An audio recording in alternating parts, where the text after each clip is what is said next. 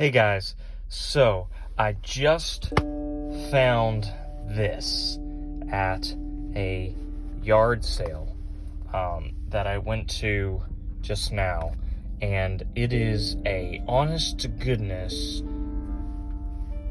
Inscryption booklet, and we are going to go through it today and just kind of go over all the rules to the game. So we're going to start off here. We're going to go with Loose Tail, and this is the sigil for that. When this card would be struck, a tail is created in its place, and this card moves to the right. Then we have Rampager. At the end of the owner's turn, a card bearing this sigil will move in the direction inscribed in the sigil. Creatures in the way will be thrown back behind it. I really like the Loose Tail sigil. Rampager, it's okay. It can kind of mess you up. A sigil I really hate is Waterborne. On the opponent's turn, creatures attacking their card's space, will attack directly. Sprinter, it's kind of like the nerfed version of Rampager. I mean, it can be better, can be worse. But the Sprinter is, at the end of the owner's turn, this card moves in the sigil's direction. So whichever way it's pointing, that's the way it goes. Move on to page number 2. Bone King. When this card dies, 4 bones are awarded instead of 1. Pretty good, especially if you're going for a bone deck.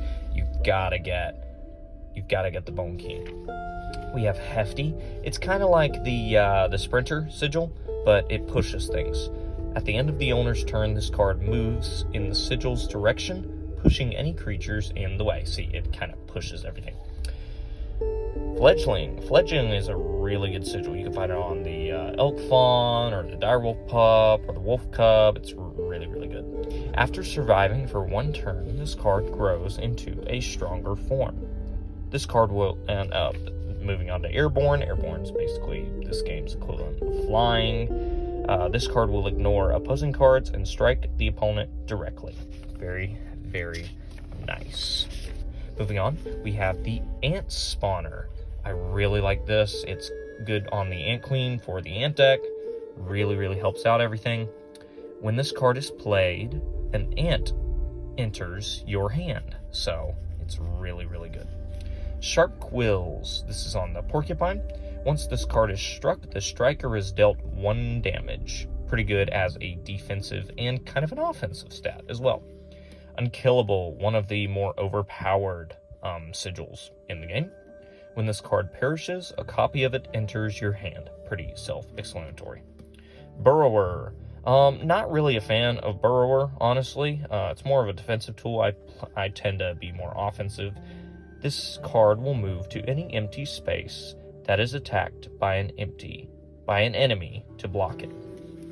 So, we're moving on to the next page. We have Frozen Away. Frozen Away. When this card perishes, the creature inside takes its place. You can get this on the Frozen Possum item. I believe that's the only card that has it. Repulsive. This is on it's a rare, I forget its name. If a creature would attack this card, it does not. So basically it's just like keeping the lane clear, but you can still attack, obviously. Worthy Sacrifice. This is another one of the overpowered ones for the big cost deck. It's on the Black Goat. This card counts as 3 blood rather than 1 blood when it's sacrificed. This is one of my favorite sigils, the Leader sigil. Creatures adjacent to this card gain 1 power. It's really good in the offensive matchups there. Mighty Leap. This is basically this game's version of Reach. This card blocks opposing airborne creatures as if they did not have airborne. Very nice. Defensive. It's on the Frog. I really like the Frog just out of principle, but that's how it is. Steel Trap. When this card perishes, the creature opposing it perishes. Also, a pelt is created in your hand. So, I don't think this is a sigil that's obtainable,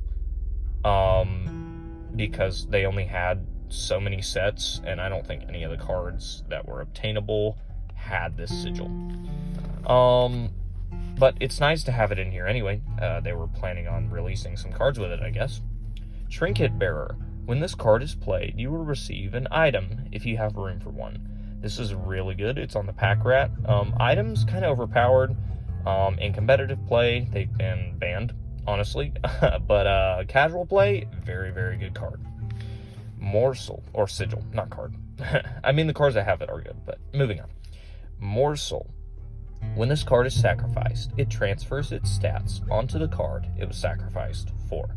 Very good. If you can get the sigil onto something else, it's really helpful. Many Lives. This is another one of the overpowered ones. It appears on the cat, and I forget. It's on a rare, but we'll get to that later. When this card is sacrificed, it does not perish. So that's really, really good. Trifurcated Strike. Probably the best sigil that's obtainable, in my opinion. The best sigil. This card will strike each opposing space to the left, right, and across from it. So, really good. So it attacks boom, boom, boom. Made of Stone. This is one that I don't believe is on any of the obtainable cards, but it is on the stones that can spawn in the game. A card with this sigil is immune to the effects of Touch of Death and Stinky. Fecundity. Now, Fecundity actually has had an errata. Used to be, when the card was played, a copy of it is created in your hand, and it just stopped right there. But later on, they wanted to still be able to use the sigil, but they changed it. So now, when it creates the copy loses the Fecundity sigil.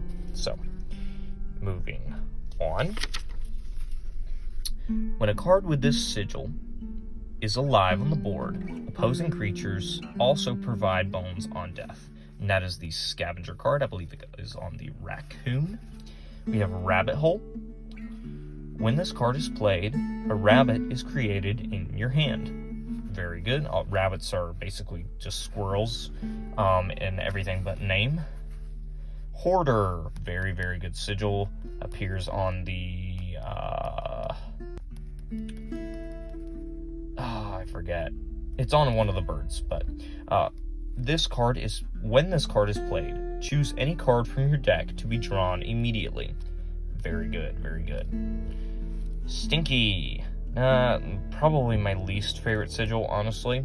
The creature opposing this card loses 1 power. And that is that. We will move on. Touch of Death. This is on the Adder. This card will instantly kill any opposing creature it damages. Very nice. Annoying. Probably the most annoying sigil in the game. The creature opposing this card gains 1 power. Basically, it's just good for the other person, not you. Dam Builder. This is on the Beaver. When this card is played, dams are created in the empty adjacent spaces. Bloodlust. Very nice. This is on the Wolverine. When this card attacks an opposing creature and causes it to perish, this card gains 1 power. Very nice. Moving on. Bifurcated Strike. This is Trifurcated Strike, but worse. Or I think this one is Double Strike. This might actually be a typo. I think this one's a typo. This one should be Double Strike. That's the wrong sigil. But this sigil is it attacks the opposing space twice. Bifurcated Strike should look sideways, right? That's strange. But anyway, this card will strike each opposing space to the left and the right of the spaces across from it. Bees Within. We do love our bees. When this card is played, a bee is created in your hand. Pretty self-explanatory. Bees are just better squirrels. Brood Parasite. When this card is played, an egg is created on the opposite space if it is unoccupied. Very nice. Guardian, another defensive one. I mean, it can be offensive, but it's mostly defensive. When an opposing creature is placed opposite an empty space, this card moves to the empty space. Very nice. Corpse Eater. Very nice. If a creature that you own perishes in combat, this card is played in space. Very, very good. Armored.